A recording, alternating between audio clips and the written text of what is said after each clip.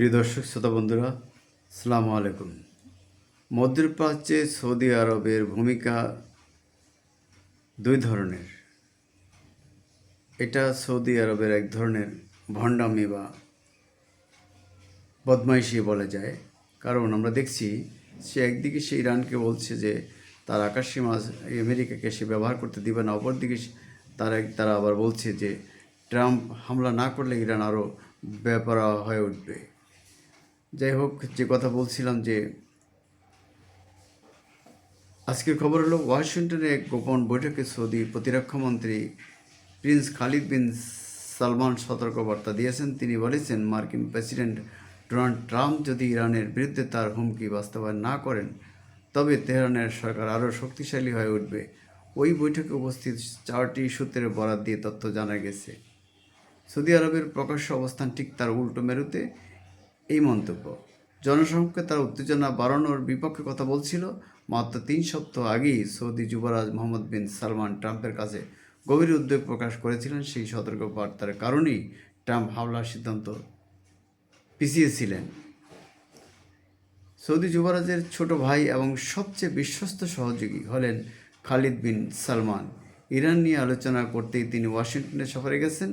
এদিকে পুরো মধ্যপ্রাচ্যে মার্কিন সামরিক অভিযানের আতঙ্ক দিন দিন বাড়ছে। তেহরানও হুমকি দিয়ে রেখেছে যে তাদের জবাব তারা দেবে হবে নজিরবিহীন। উপসাগরীয় অঞ্চলে ট্রাম্প বিশাল মার্কিন সামরিক শক্তি জড়ো করার নির্দেশনা দিয়েছেন। অবশ্য হোয়াইট হাউসের কর্মকর্তারা জোর দিয়ে বলেছেন, এখনও চূড়ান্ত সিদ্ধান্ত হয়নি। ট্রাম্প এখনও কূটনৈতিক পথেই সমাধানের চেষ্টা চান। এই মুহূর্তে যুক্তরাষ্ট্র ইরানের মধ্যে সরাসরি কোনো সিরিয়াস আলোচনা চলছে না। মার্কিন কর্মকর্তাদের মতে আমেরিকার কঠোর শর্ত মেনে কোনো চুক্তিতে পৌঁছাতে তেহরান আগ্রহী বলে মনে হচ্ছে না। উপসাগরীয় অঞ্চলের এক কর্মকর্তা বলেন, ইরান সবসময় চুক্তি করতে চায়, কিন্তু সমস্যা হলো কেমন চুক্তি হবে তা নিয়ে। ইরান কী ধরনের চুক্তি চায় আর আমেরিকা কোনটা মানবে, এটাই বড় প্রশ্ন।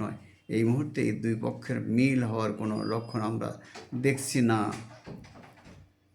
বৃহস্পতিবার হোয়াইট হাউসের দীর্ঘ বৈঠকে করেছেন খালিদ বিন সালমান। সেখানে মার্কিন পররাষ্ট্রমন্ত্রী মার্কো রুবিও, প্রতিরক্ষামন্ত্রী পিট হেগসেথ, হোয়াইট হাউসের বিশেষ দূত স্টিভ উইটকফ এবং joint chief chairman general Dan Kane উপস্থিত ছিলেন।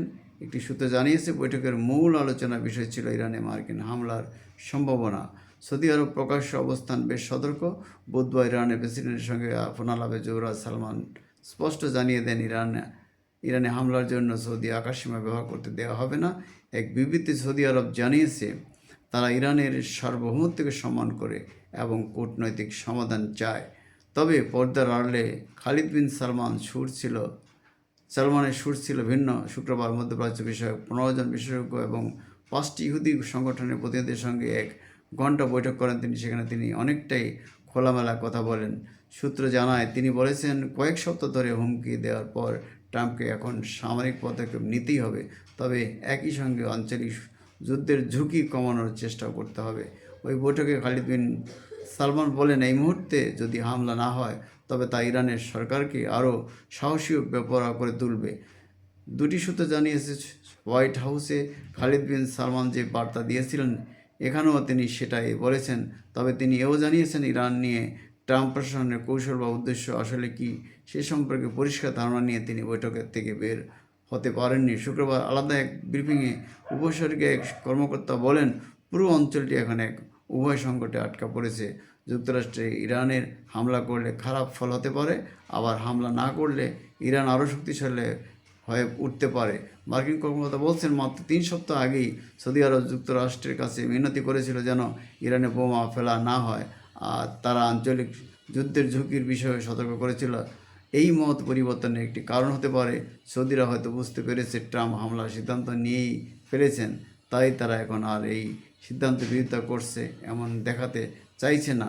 বৈঠকে উপস্থিত 3টি সূত্র জানিয়েছে, খালিদ বিন সালমানের জোর দিয়ে বলেছেন, সৌদি আরব ইসরায়েল থেকে দূরে সরে যাচ্ছে না অথবা মুসলিম ব্রাদারহুডের দিকেও ঝুঁকছে না। সৌদি আরব সংবাদ ও সোশ্যাল মিডিয়ার ইসরায়েল বিরোধী মনোভাব বাড়ছে। উপস্থিত সদস্যদের এমন উদ্বেগও তিনি নাকচ করে দেন। বৈঠকে অংশ নেওয়ার একজন বলেন, বেশ কয়েকবার বলেছেন খালিদ বিন এসব বাজে কথা। তবে তিনি যতবারই কথা বলেছিলেন ততবারই আমাদের কাছে বিষয়টি কম বিশ্বাসযোগ্য মনে হয়েছিল। আমরা এই মুহূর্তে জানি যে মার্কিন রণতরী ইরানের জলসীমার খুব কাছাকাছি চলে এসেছে এবং তারা যে কোনো সময় ইরানে হামলা করে বসতে পারে। এই খবরের প্রেক্ষাপটেই সৌদি পররাষ্ট্রমন্ত্রী খালিদ বিন এই বাজে কথাটি বলেন। তিনি বলেছেন যে সৌদি আরব যেন ইরানের উপর হামলা করে। এই বিষয়টা অত্যন্ত জঘন্য এবং বিশেষ করে সৌদি আরবের একটি দ্বিচারিতা। এরকম দ্বিচারিতা সৌদি আরব আগেও করেছে। কদিন আগে সংযুক্ত আরব আমিরাতও বলেছিল তারা ইরানে হামলার জন্য যুক্তরাষ্ট্রকে তাদের জলস্থল আকাশসীমা ব্যবহার করতে দিবে না। সৌদি আরব অনুরূপ কথা বলেছিল। আজকে সৌদি স্বরাষ্ট্রমন্ত্রীর ভিন্ন বক্তব্য গোটা মুসলিম বিশ্বকে উদ্বিগ্ন করেছে, হতাশ করেছে। ধন্যবাদ সকলকে। ডিবেট উইথ রানা এবং নিউ বাংলা টিভির পক্ষ থেকে আপনাদের সকলকে স্বাগতম বন্ধুরা। আমরা আবারও নতুন কোনো এপিসোড নিয়ে হাজির হব। ততক্ষণ আমরা সবাই ভালো থাকতে চাই। খোদা হাফেজ। আসসালামু আলাইকুম।